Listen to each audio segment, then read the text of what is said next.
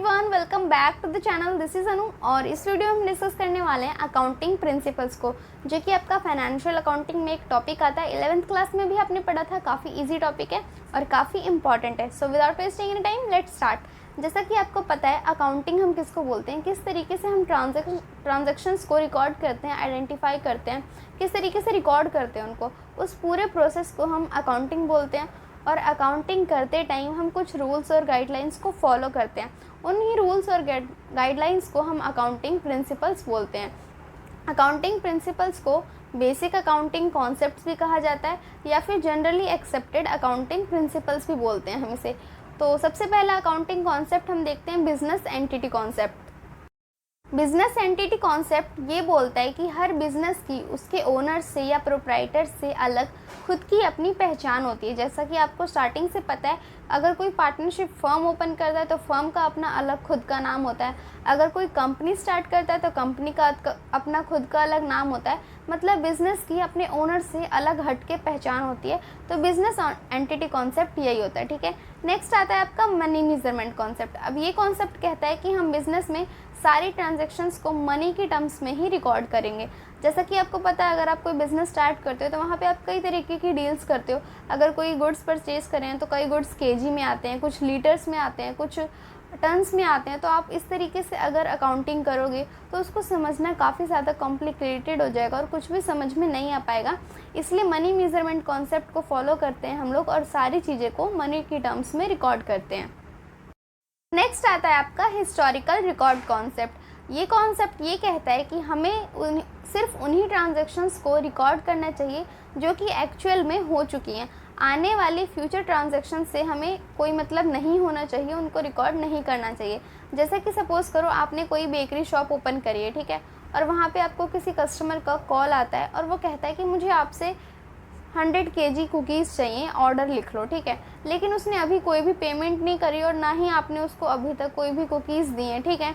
तो यहाँ पे अभी कोई भी ट्रांजैक्शन एक्चुअली में नहीं हुई, उसने बस कॉल करा है। तो इस ट्रांजैक्शन को रिकॉर्ड नहीं किया जाना चाहिए। एक्चुअल में जो हो चुका है बस उसे ही रिकॉर्ड किया जाए। ये कहता है हिस्टोरिकल रिकॉर्ड कॉन्सेप्ट। अब नेक्स्ट आता है आपका कोस्ट कॉन्सेप्ट। देखो, कोस्ट कॉन्सेप्ट ये कहता है कि हमें एसेट्स को उनकी कोस्ट वैल्यू पे ही रिकॉर्ड करना चाहिए, ना कि मार्केट वैल्यू पे। जैसे कि अगर आपने कोई मशीनरी परचेज़ करी है 80,000 में और उसकी मार्केट वैल्यू अभी 1 लाख हो जाती है, तो आपको उसको 80,000 पे ही रिकॉर्ड करना है, 1 लाख पे रिकॉर्ड नहीं करना है। क्योंकि मार्केट वैल्यू आप लोगों को पता है कभी ऊपर हो जाती है, कभी नीचे चली जाती है। मार्केट वैल्यू बदलती रहती है, तो बार बार अकाउंट्स को ऐसे चेंज करना सुटेबल नहीं रहता है। इसलिए कोस्ट कॉन्सेप्ट ये कहता है कि हमें सारी एसेट्स को उनकी कोस्ट वैल्यू पे ही रिकॉर्ड करना चाहिए। अब नेक्स्ट आता है आपका डुअल एस्पेक्ट कॉन्सेप्ट। देखो, डुअल एस्पेक्ट कॉन्सेप्ट और कुछ नहीं है बल्कि ये वही है, डबल एंट्री सिस्टम। जैसा कि आपको पता है, हर ट्रांजैक्शन का 2 जगह इम्पैक्ट पड़ता है। अगर एक बार कोई ट्रांजैक्शन डेबिट हुई है तो दूसरी जगह पे वो क्रेडिट होएगी। इसी को हम डुअल एस्पेक्ट कॉन्सेप्ट कहते हैं। जैसे कि आपने कोई चीज़ परचेज़ करी है तो आपके पास जो गुड्स हैं वो तो आपके बढ़ जाएंगे, वो डेबिट हो जाएंगे परचेज़ अकाउंट, और आपका कैश जाएगा या बैंक से आप पेमेंट करते हो तो बैंक क्रेडिट हो जाएगा, ठीक है। इसे ही हम बोलते हैं डुअल एस्पेक्ट कॉन्सेप्ट। अब नेक्स्ट आता है आपका गोइंग कंसर्न कॉन्सेप्ट। ये कॉन्सेप्ट ये कहता है कि जैसे सपोज़ करो आपने कोई भी बिज़नेस स्टार्ट करा है, तो ऐसा एज्यूम किया जाता है कि वो बिज़नेस काफ़ी लंबे टाइम तक चलेगा। मतलब कुछ उसका पता नहीं है कि वो बिज़नेस कब बंद होएगा। क्योंकि देखो, कोई भी पर्सन अगर बिज़नेस स्टार्ट करता है तो वो ये थोड़ी ना चाहेगा कि उसका बिज़नेस भाई 6 महीने बाद, 1 साल बाद बंद हो जाए। तो यही माना जाता है कि उसका बिज़नेस काफ़ी लंबे टाइम तक चलेगा। आपका अकाउंटिंग पीरियड कॉन्सेप्ट। देखो, अभी आपने पढ़ा कि गोइंग कंसर्न कॉन्सेप्ट में ये माना जाता है कि बिज़नेस काफ़ी लंबे टाइम तक चलेगा। तो बिज़नेस का जो एक्चुअल प्रॉफिट है वो तो जब बिज़नेस वाउंड अप होगा तभी पता चलेगा कि कितना प्रॉफिट कमाया है उस बिज़नेस ने और कितना लॉस हुआ है।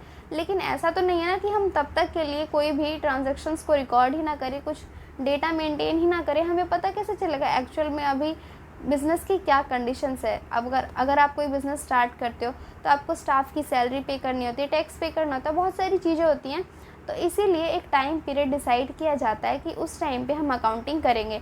जैसा कि आप लोगों को पता है, हमारा अकाउंटिंग ईयर होता है 1 अप्रैल से 31 मार्च को, और इस पूरे ईयर की अकाउंटिंग हम एंड में करते हैं मार्च में। और profit and loss account, balance sheet, ये सब चीज़ें हम बनाते हैं बिज़नेस की अकाउंटिंग पीरियड कॉन्सेप्ट यही कहता है कि एक फिक्स टाइम पीरियड के बाद हमें अपने अकाउंट्स प्रॉपरली मेंटेन करने चाहिए। चलिए बस इतना ही। आई होप आपको अच्छे से सब कुछ समझ में आ गया होगा। अगर कोई डाउट है तो कमेंट सेक्शन में पूछ लेना।